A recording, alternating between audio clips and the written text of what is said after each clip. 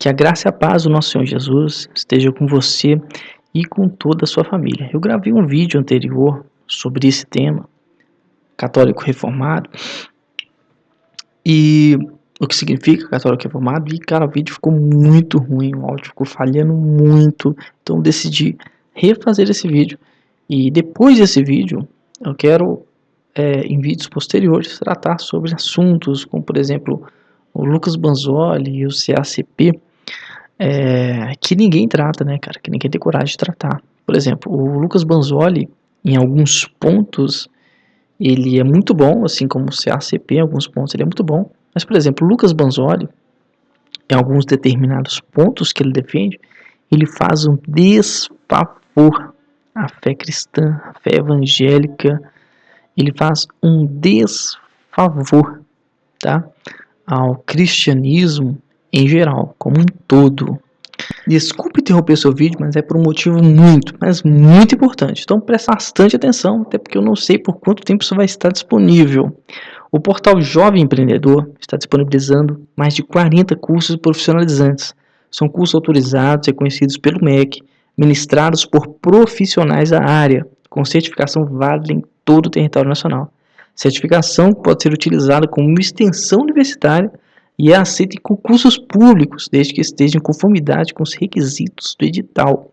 São cursos EAD e têm a mesma validade legal de cursos presenciais, reconhecidos por empresas e instituições de ensino. Tem provas de recapitulação ao longo do curso, mas não se preocupe, pois é possível refazer as avaliações mais de uma vez, se necessário. Os cursos são acessíveis a pessoas de todas as idades e níveis de escolaridade. Mesmo para cursos em profissões que exigem o ensino médio completo, é possível se matricular e iniciar o aprendizado enquanto se conclui seus estudos. Pensando em te ajudar em parceria com o programa Jovem Empreendedor, eu consegui alguns valores promocionais. Então, vão ter cursos com valor único por menos de R$100. Não é mensalidade, é valor único. Porém, este valor promocional ele é limitado e as inscrições podem ser encerradas a qualquer momento. Então, me desculpe se você entrar lá e os valores promocionais já não estiverem mais disponíveis. Então, para garantir o valor promocional e a sua vaga, faça sua inscrição o quanto antes no primeiro link na descrição desse vídeo, beleza? O CACP, quando o pastor João Flávio Martinez vai criticar o calvinismo, ele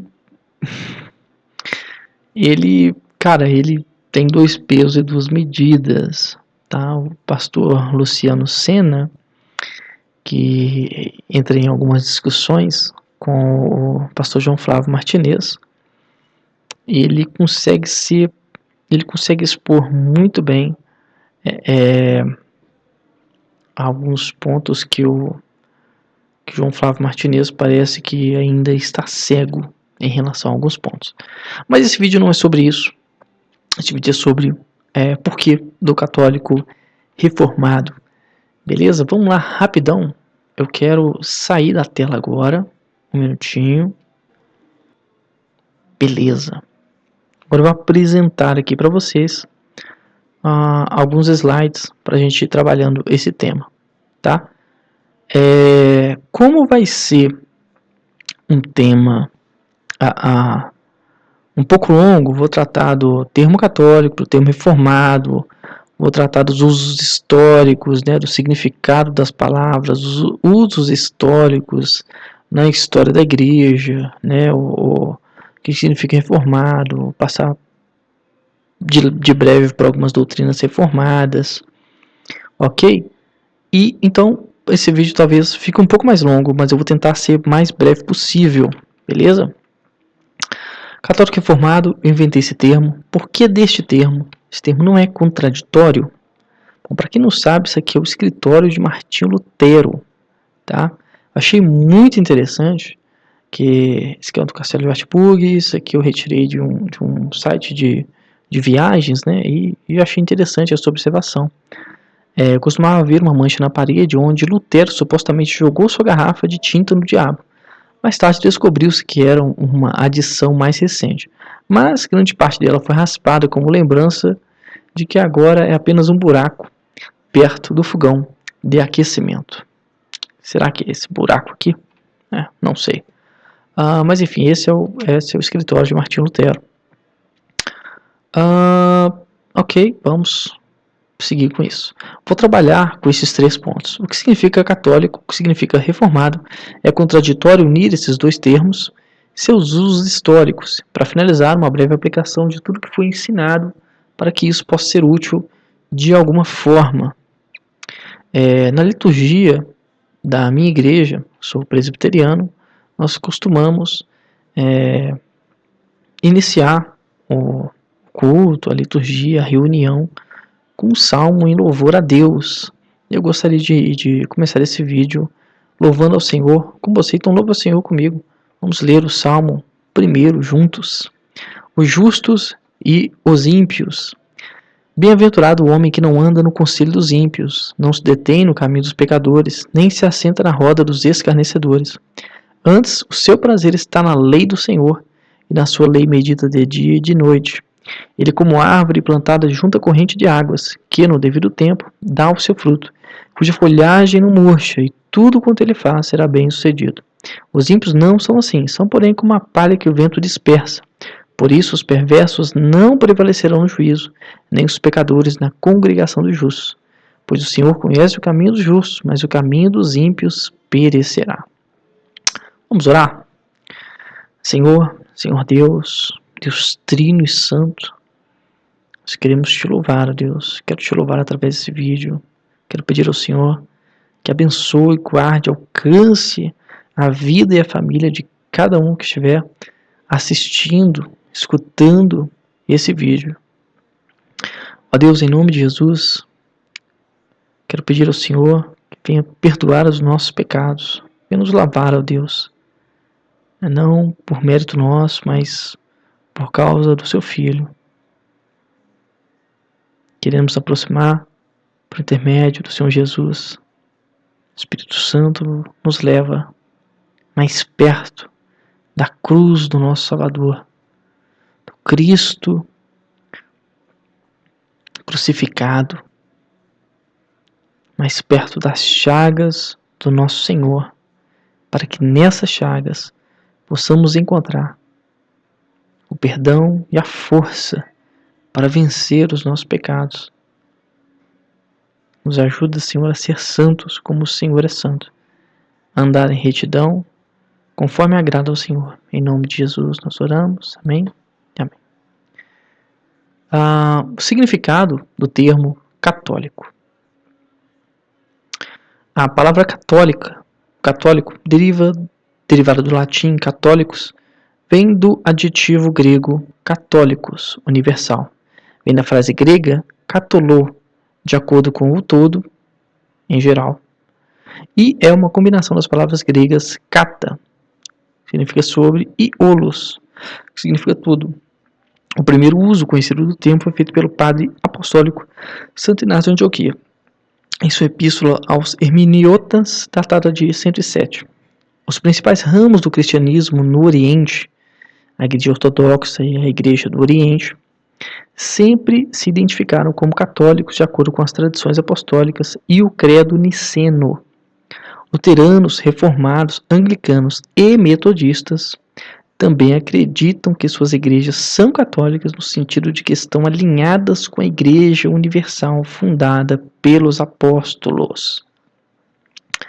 Igreja Católica e Igreja Ortodoxa Oriental. É importante a gente passar brevemente aqui, porque nós estamos tratando do termo católico e como isso vai ser usado na igreja, ok? Então, nos primeiros séculos da história cristã, a maioria dos cristãos que seguiam as doutrinas representadas no credo niceno estavam ligados por uma catolicidade comum e indivisível que unia os cristãos de língua latina do oeste e os de língua grega do leste. Na época, os termos católico oriental e católico ocidental tinham significados geográficos que correspondiam às distinções linguísticas existentes entre o grego oriental e o latim ocidental. apesar das divergências teológicas e eclesiásticas entre as congregações, uma catolicidade comum foi preservada. Após a grande cisma, a noção de catolicidade comum foi rompida e cada lado começou a desenvolver a sua própria prática terminológica. As principais disputas teológicas e eclesiásticas no Oriente e no Ocidente cristão têm sido comumente acompanhadas por tentativa dos lados de negar um ao outro o direito de usar a palavra católico como termo de autodesignação após a aceitação da cláusula filioque no credo niceno por Roma. Os cristãos ortodoxos do Oriente começaram a se referir aos adeptos do filioquismo do Ocidente como apenas latinos, não os considerando católicos. E é assim até hoje. Beleza? Essa disputa, os cristãos ortodoxos chamam os cristãos romanos de latinos e não de católicos. Os ortodoxos eram considerados cismáticos pelos teólogos ocidentais. As relações entre o Oriente e o Ocidente se deterioraram mais após o massacre dos latinos em 1182 e o cerco de Constantinopla em 1204, que foram seguidos por várias tentativas fracassadas de reconciliação. Entre o final do período medieval e o início do período moderno, a terminologia se tornou complicada e resultou na criação de sistemas terminológicos conflitantes. No período moderno, o termo acatólico foi amplamente usado no Ocidente para se referir àqueles que eram adeptos de visões teológicas heréticas e práticas eclesiásticas irregulares. Durante a Contra-Reforma, a palavra era usada por membros da Igreja Católica para designar os protestantes e os cristãos ortodoxos orientais. A expressão foi considerada tão insultante que o Conselho da Igreja Ortodoxa Sérvia, realizado em Timisoara em 1790, enviou um apelo oficial ao imperador Leopoldo II, demandando a proibição da palavra acatólico, em que os católicos romanos estavam designando os protestantes e os cristãos ortodoxos orientais. Então houve essa proibição. Luteranismo. A Confissão de Augsburgo, encontrada no Livro de Concórdia, uma coleção de crenças do luteranismo, diz que a fé confessada por Lutero e seus seguidores não é nada nova, mas a verdadeira fé católica, e que suas igrejas representam a verdadeira Igreja Católica ou universal. Em 1530, quando os luteranos apresentaram a Confissão de Augsburgo a Carlos V, Sacro Imperador Romano, eles acreditam ter demonstrado que cada artigo de fé e prática era fiel, em primeiro lugar, à Sagrada Escritura, e depois também ao ensino dos pais da Igreja e dos concílios. Essa citação aqui da Confissão de Augsburgo, cara, eu custei achar, mas eu encontrei ela, tá na conclusão do capítulo 21 da Confissão de Augsburgo, tá? Lá você encontra essa citação, mas você não encontra a citação como fé católica, você encontra a citação como fé cristã, tá? Lá na Confissão de Augsburgo, escrito fé cristã, não sei nos textos originais, né? Mas até mesmo no site oficial da Igreja Luterana, está como fé cristã, não está como fé católica. O que significa reformado? Vamos lá. Luiz Berkhoff, na sua teologia sistemática, usa o termo dessa forma, reformado, para se referir aos calvinistas. A doutrina calvinista, conhecida como doutrina da graça, não se limita a 5 pontos, como pensam alguns. Então, o que creem os reformados calvinistas? Isso aqui é para o desespero dos católicos romanos e dos católicos ortodoxos, né, que em sua maioria, eles falam assim, cara, vocês não têm uma unidade teológica, né? Cada um crê numa coisa, cada um fala uma coisa. Isso é mentira quando se refere aos reformados. Isso é mentira quando se refere aos reformados. A fé reformada, o protestantismo histórico, ele não tem várias interpretações. Ele é uma única interpretação. Aí tem vários documentos que essas interpretações elas concordam entre si, tá ok? Então, existe sim uma desunidade, uma bagunça teológica, tá? Quando você sai fora do protestantismo histórico. Aí sim, né, os católicos romanos, os ortodoxos teriam razão. Mas, em relação aos reformados, aos protestantes históricos, não. Isso tem razão nenhuma. E aqui eles caem para trás. Olha o que vai dizer, por exemplo, a segunda confissão helvética. No artigo 11 da segunda confissão helvética. Os credos recebidos de 4 concílios. E, para dizer muito em poucas palavras, cremos de todo o coração e livremente confessamos a viva voz tudo que foi definido com fundamento nas Escrituras Sagradas a respeito do mistério da encarnação de nosso Senhor Jesus Cristo, compreendido nos credos e decretos dos 4 primeiros, venerando os sínodos reunidos em Niceia, Constantinopla, Éfeso e Calcedônia, juntamente com o credo do bem-aventurado Atanásio e todos os credos similares, e condenamos tudo o que for contrário a eles. Aceitas, e dessa maneira, aceitas, né? Outra parte desse artigo. E dessa maneira, mantemos inviolada ou intacta a fé cristã, ortodoxa e católica, sabendo que nada se contém nos credos atrás citados que não seja conforme a palavra de Deus e que não contribua ao mesmo tempo para uma exposição pura da fé. Então, cara, a segunda confissão helvética, ela quebra assim, com poucas palavras, tá todos os argumentos aí católicos romanos ou católicos ortodoxos que vão dizer que existe uma bagunça teológica, né? Não, isso não é referente a isso, é referente aos cristãos de confissão reformada, é mentira, beleza? Existe uma unidade e é muito claramente, tá? Por exemplo, é universalmente confessado entre os reformados o credo apostólico, o credo niceno, o credo athanasiano. A ortodoxia reformada, ela vai abranger alguns documentos que é amplamente aceito, por exemplo, pela Igreja Presbiteriana, adota os símbolos de fé de Westminster, que é a confissão e o catecismo maior e menor. Tá? Temos a segunda confissão helvética, que eu acabei de citar, e temos as 3 formas de unidade da Igreja Reformada, que é a confissão belga, o catecismo de Heidelberg e os cânones de Dort. Para não citar outros mais documentos, mas esses são os principais aí, eu diria. É contraditório unir esses 2 termos, católico e reformado? Tá, agora que entendemos o uso e a historicidade da palavra católica e ao mesmo tempo o termo reformado, e você acabou de ver também na segunda confissão helvética, o próprio autor citando ali que a fé evangélica é católica também. Quer ver? Para vocês falar que isso não é aqui, ó. Tá bom? Mantemos inviolada ou intacta a fé cristã, ortodoxa e católica. Beleza? Então, contraditório unir esses 2 termos.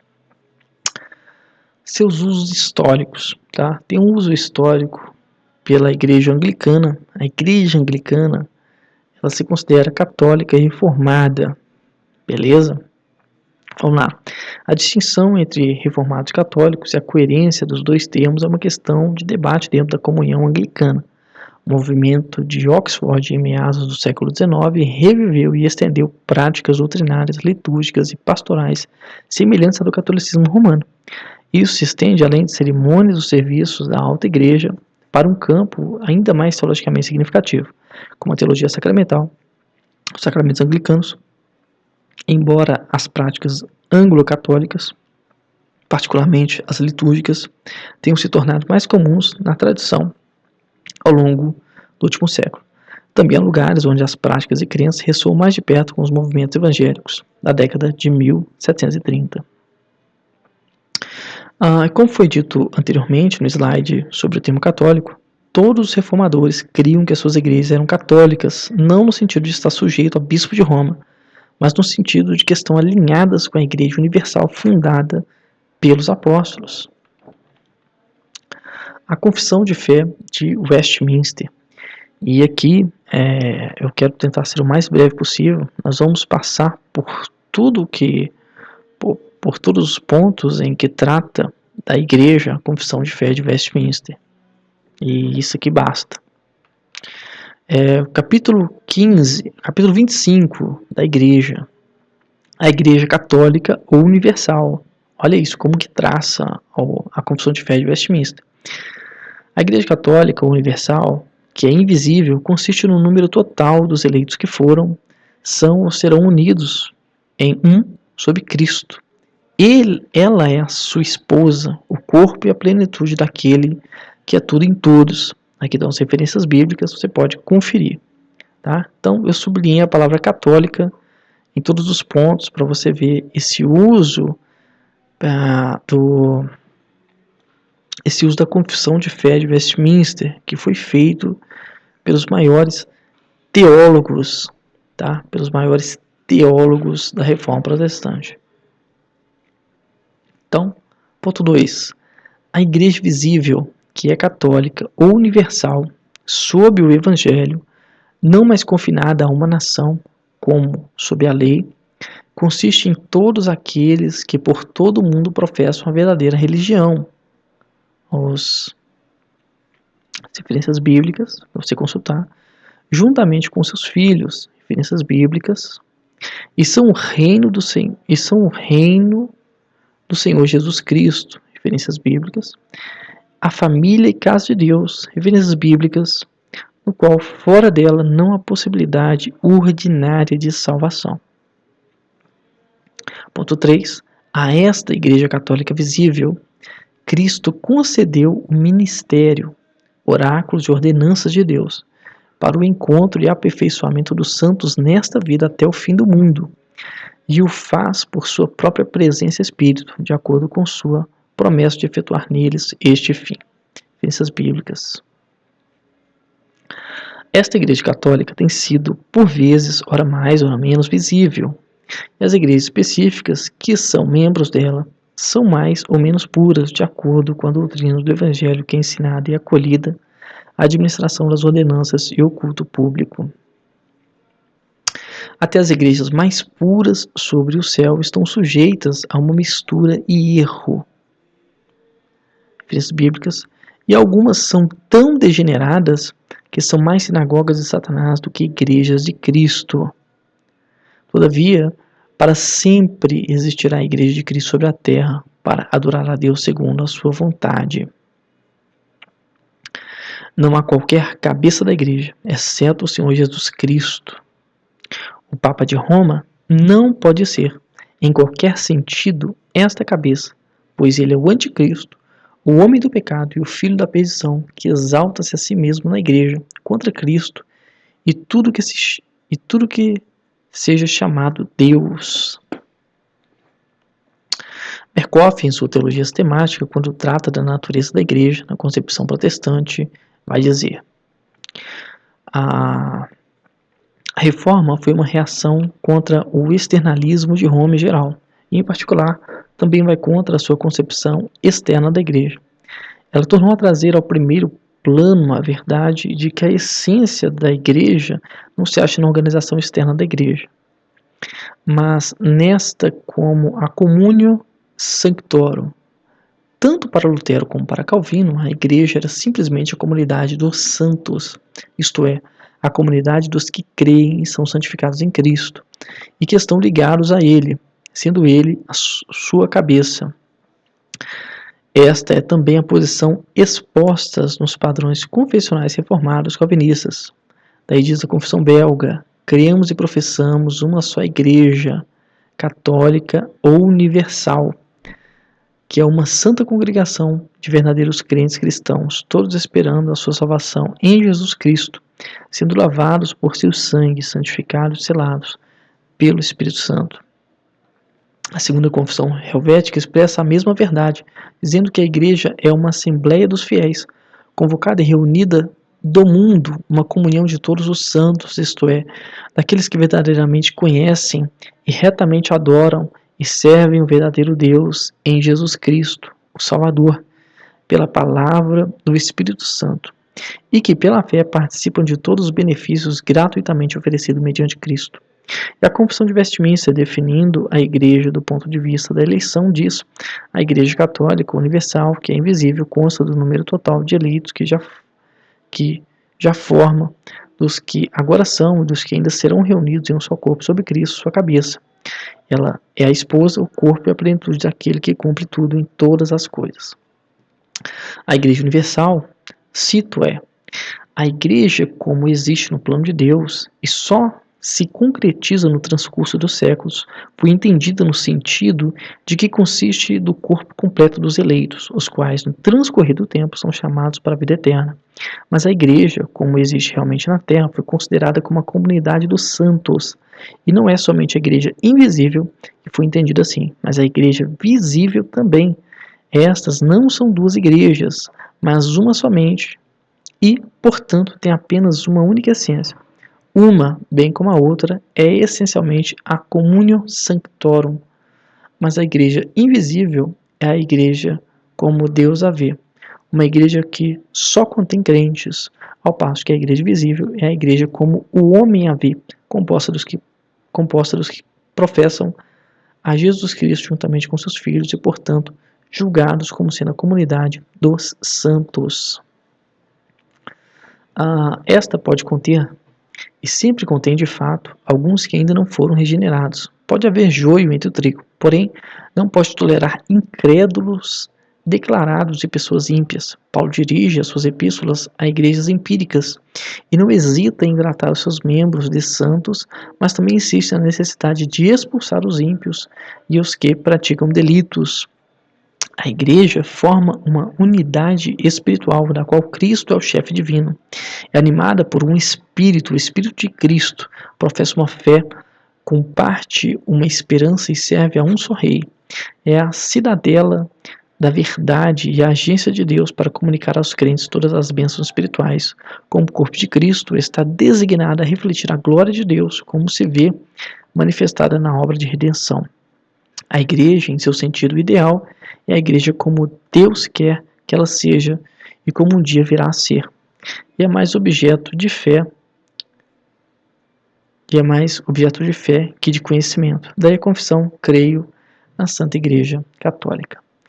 A aplicação principal é esse uso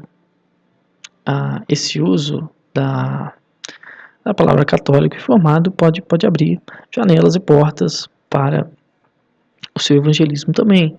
Eu já vi muitos crentes que vão se reformar e vão dizer que são católicos também, porque católico significa universal. E da mesma forma também como já ouvi católicos dizendo que são crentes porque creem em Jesus, né? Então, enfim, é vice-versa. A verdade é que eu primeiro pensei em algo que seria polêmico, né? Verdade isso. Mas que seria um termo verdadeiro. Mas eu não me lembro ao certo se pesquisei o termo católico reformado antes ou depois de pensar sobre o termo. Mas depois que vi o uso destes dois termos pela igreja anglicana, resolvi dar o veredito final. Importante, para você usar esse termo na prática, você tem que ter entendido o que significa católico e o que significa reformado. Até mesmo para saber explicar a quem lhe questionar. Dica, lembra da igreja anglicana. Beleza? Usos evangelísticos pode ser usado para se aproximar ou até mesmo atrair os seguidores do Papa, os papistas, e criar um diálogo religioso de cara, escancarando a porta para a pregação do Evangelho. Você sabe evangelizar de maneira bíblica? Iniciar um evangelismo conduzindo a conversa? Bom, se você não sabe, eu posso fazer um vídeo sobre isso e quero trazer até alguns vídeos práticos aí, beleza? Na rua mesmo, fazendo isso, né? E é muito legal fazer isso. Ok, eu quero finalizar o vídeo aqui. E obrigado se você acompanhou até aqui, né? Que Deus abençoe você e a sua família. Fica com Deus e até o próximo vídeo.